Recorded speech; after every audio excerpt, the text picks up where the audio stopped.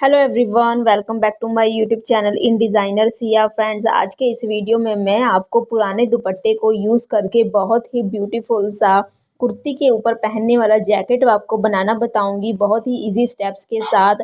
और इसको ना आप पुराने दुपट्टे का भी बना सकते हो, या फिर आपके पास जैसे कुर्ती वगैरह बनाने के बाद कोई फैब्रिक बच जाता है आधा मीटर पौना मीटर, तो उससे भी बना सकते हो।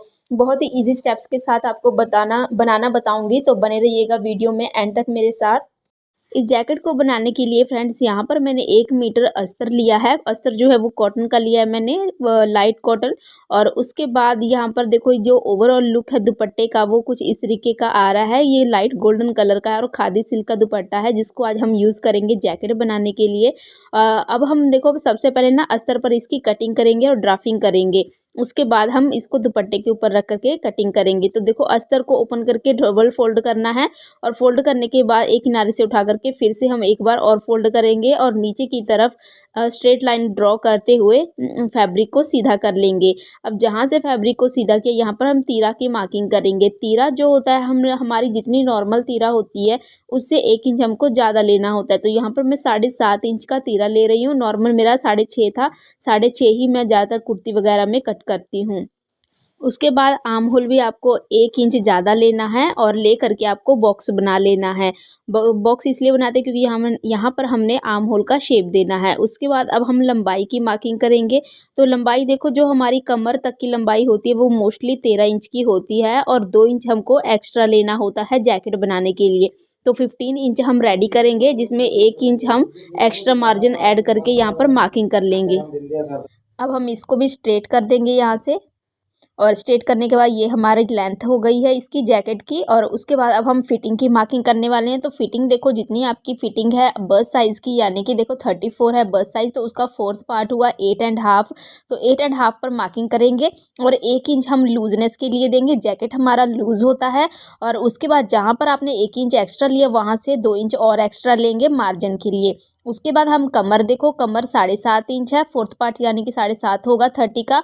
उसके बाद 1 इंच फिर से नीचे भी लूजनेस देंगे और 2 इंच हम एक्स्ट्रा मार्जिन लेंगे। अब हम इसको मार्क कर लेंगे, दोनों पॉइंट्स को मिला लेना है। अब एक है हमारी फिटिंग की लाइन, दूसरी है हमारी कटिंग की लाइन, जहाँ से हम कटिंग करेंगे। तो अभी देखो यहाँ पर हमने आर्म होल का शेप दे देना है।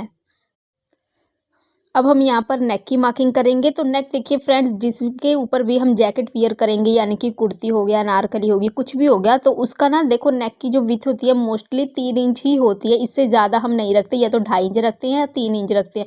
तो यहाँ पर हम जो जैकेट की चौड़ाई है वो 4 इंच लेंगे। हमें 1 इंच पीछे की तरफ करके लेना होता है डिज़ाइनिंग के लिए। तो 4 इंच मैंने चौड़ाई ली है नेक की, और 3.5 इंच लंबाई ली है, और सिंपली बोट नेक का शेप दे दिया है। अब हमने इसकी कटिंग कर लेनी है। उसके बाद हम नेक की भी कटिंग कर देंगे, और कटिंग करने के बाद अंदर का एक पार्ट निकाल लेंगे बाहर की तरफ। ये हमारा बैक पार्ट होगा, और ये हम जिस पे हम मार्किंग कर रहे हैं ये हमारा फ्रंट पार्ट होगा। तो दोनों का कटिंग डिफरेंट होता है, जहाँ तक सेम था तो इकट्ठे कर लिया। अब हम अलग अलग कटिंग करेंगे। तो सबसे पहले देखो, फ्रंट आर्म होल का फिर से शेप देंगे। आधा इंच अंदर की तरफ करते हुए हमने शेप दे देना है फ्रंट आर्म होल का। और देखो नेक की लेंथ भी हमको बढ़ानी है। ये जो 3.5 इंच लंबाई थी ये तो हमारे बैक पार्ट की थी। अब हम 7 इंच लंबाई इसको लंबा करेंगे, यानी कि नेक को लंबा करेंगे। जैकेट का फ्रंट पार्ट जो होता है वो लंबा होता है। तो 7 इंच मैंने लंबा लिया है। अब जहाँ से 7 इंच की मार्किंग की है, नीचे की तरफ 6 इंच पर मार्क करना है, और सिंपली इस तरह से राउंड शेप देते हुए पीछे की तरफ आपको मार्क कर लेना है। अब देखो हम नेक का शेप देंगे, तो यहाँ ऊपर से स्टार्ट करना है, और थोड़ा पान पत्ते का जो शेप होता है थोड़ा इस तरीके से आपको शेप देते हुए नीचे वाले मार्किंग तक देखो इस तरह से घुमाते हुए लेके जाना है। यहाँ पर देखो डिफरेंस 2 इंच है लगभग, तो आप इस तरह से मार्किंग करके भी इसको मिला सकते हो, अदरवाइज इस तरह भी मिला सकते हो। फ्री हैंड आपको इसको मिलाना है। उसके बाद अब हम देखो दुपट्टे को फोल्ड करके रखेंगे। जिस साइड में आपको बनाना हो, आपका मतलब दुपट्टे का डिज़ाइन देख लीजिएगा किस तरह का आपको डिज़ाइन रखना है जैकेट के लिए। तो उस शेप में आपको रख करके सिंपली इसकी कटिंग कर देनी है। अब ना हमने जो नेक की नई वाली मार्किंग की है उसके ऊपर ही आपको कटिंग करना है। तो कुछ इस तरीके से हमारी कटिंग हो गई है। तो यहाँ पर देखो आर्म होल का जो नींव वाला हमने मार्क किया था, आर्म होल का फ्रंट पार्ट का भी हमने शेप दिया था, जो उसको भी हम कट कर देंगे। तो यहाँ पर देखो फ्रंट पार्ट हमारा कट हो गया है। अब हमने बैक पार्ट की कटिंग करनी है। तो बैक पार्ट को भी सेम देखो इस तरह से ओपन कर लेना है, दुपट्टे को उसके ऊपर बिछा करके रख लेना है और सिंपली इस तरीके से आपको एज इट इज़ मार्क कर लेना है। अब हम इसकी कटिंग कर देंगे। इसको आप फोल्ड करके भी कट कर सकते हो और इस तरह भी कट कर सकते हो। तो मैंने दोनों तरीके से आपको बता दिया है, जैसे मर्जी आप जिससे भी कंफर्टेबल फील करें वैसे आप कट कर लें।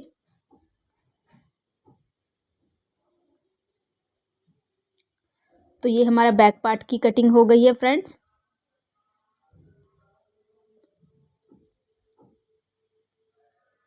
यहाँ पर जो हमारा फ्रंट पार्ट था ये ऊपर की तरफ से ज्वाइंट था, तो इसको कट करके हम अलग अलग कर देंगे। और यहाँ पर तक हमारी जो कटिंग है दोनों पार्ट्स की कंप्लीट हो गई है फ्रेंड्स।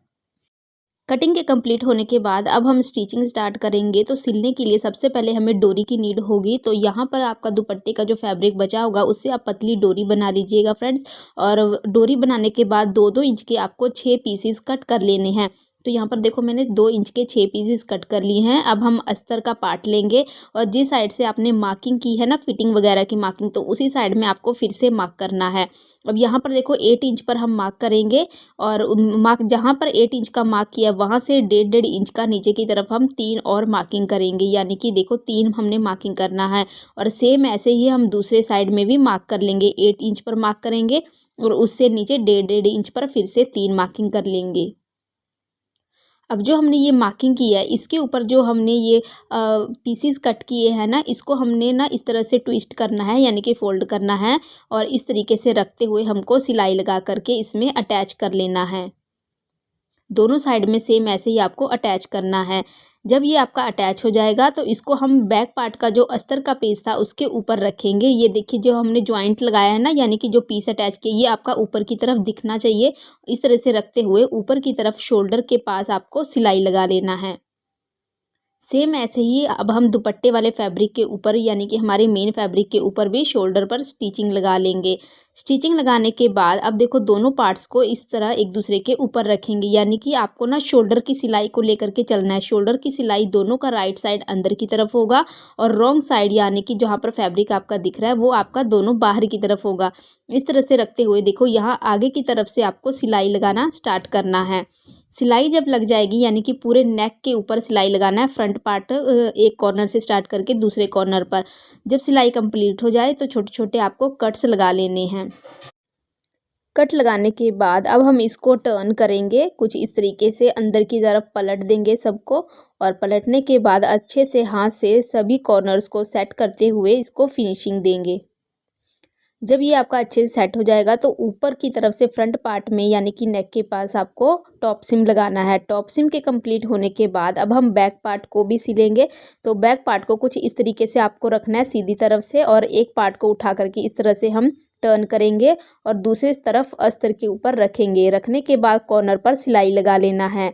सिलाई के कंप्लीट होने के बाद इसको भी अब हाथ के अंदर की तरफ करते हुए डाल लेंगे और इसको खींच करके बाहर की तरफ सीधा कर लेंगे और नीचे बॉटम में फिर से हम टॉप सिम लगा करके इसको भी फिनिशिंग दे देंगे। सभी सिलाई कंप्लीट होने के बाद अब हम यहाँ पर शोल्डर को फिनिशिंग देंगे। तो शोल्डर को फिनिशिंग देने के लिए यहाँ पर 1.5 इंच चौड़ी मैंने रेप पट्टी कट की है और इस तरीके से हम जॉइंट लगाएंगे आधे इंच का फैब्रिक सिलाई में देते हुए। दोनों साइड में आपको सेम ऐसे ही सिलाई लगा लेना है। सिलाई के कंप्लीट होने पर अब हम कट लगाएंगे। दोनों साइड में आपको कट लगाना है और लगा करके देखिए इस तरीके से आपको हाफ फैब्रिक ऊपर की तरफ देते हुए हाफ ही अब आपको हाफ देना है और हाफ नहीं देना है और आपको ऊपर से टॉप सिम लगाना है। देखो कुछ इस तरीके से आपका जो फैब्रिक है विजिबल होने लग जाएगा। उसके बाद हम ना टोटली फैब्रिक को अंदर की तरफ टर्न करके कॉर्नर पर सिलाई लगा देंगे फिनिशिंग के साथ। कंप्लीट होने के बाद सिलाई के देखो यहाँ पर ना कुछ इस तरीके से आपका ना ये विजिबल होने लगेगा, यानी कि जो आप फिनिशिंग के साथ आपका जो शोल्डर लाइन है कंप्लीट हो जाएगा। तो अब हम कॉर्नर पर इस तरीके से सीधा करते हुए सिलाई लगाएंगे। यहाँ पर देखो सिलाई इस तरीके से लगाना है सीधी तरफ से। सीधी तरफ से सिलाई जब लग जाएगा तो इसको आप उल्टा साइड ले आओगे, तो इससे जो आपका जो साइड में जो धागे वगैरह दिखते हैं ना वो अंदर की तरफ कवर हो जाएगा।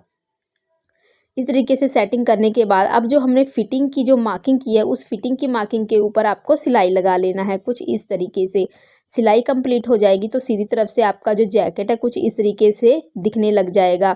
तो अब हमने ना एक और लंबी डोरी बना लेनी है उसी फैब्रिक का, यानी कि आपको दुपट्टे का ही बना लेना है और क्रिस क्रॉस करके यहाँ पर जो हमने लूप लगाए थे ना इसमें, तो उस लूप में आपको निकालने हैं क्रिस क्रॉस करके और नीचे की तरफ एक ब्यूटीफुल सा टैसल बना करके लगा दीजिएगा।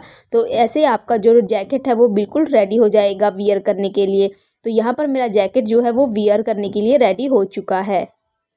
तो ये रहा फ्रेंड्स इसका फाइनल रिजल्ट। देखिए कितनी फिटिंग वाला हमारा जो जैकेट है वो रेडी हो गया है। और ये हमारी कुर्ती के ऊपर अगर हम वियर कर ले प्लेन फैब्रिक वाले कुर्ती के ऊपर तो ये उसका जो लुक है वो काफ़ी इन्हेंस कर देता है, बहुत ही एथनिक लगने लगता है। तो आशा करूँगी कि आपको जो मेरा मेथड है पुराने दुपट्टे को यूज़ करने का वो पसंद आया होगा। वीडियो पसंद आई हो और जैकेट का डिज़ाइन पसंद आया तो प्लीज़ एक लाइक ज़रूर करके जाइएगा और मेरे चैनल को सब्सक्राइब कर लीजिएगा।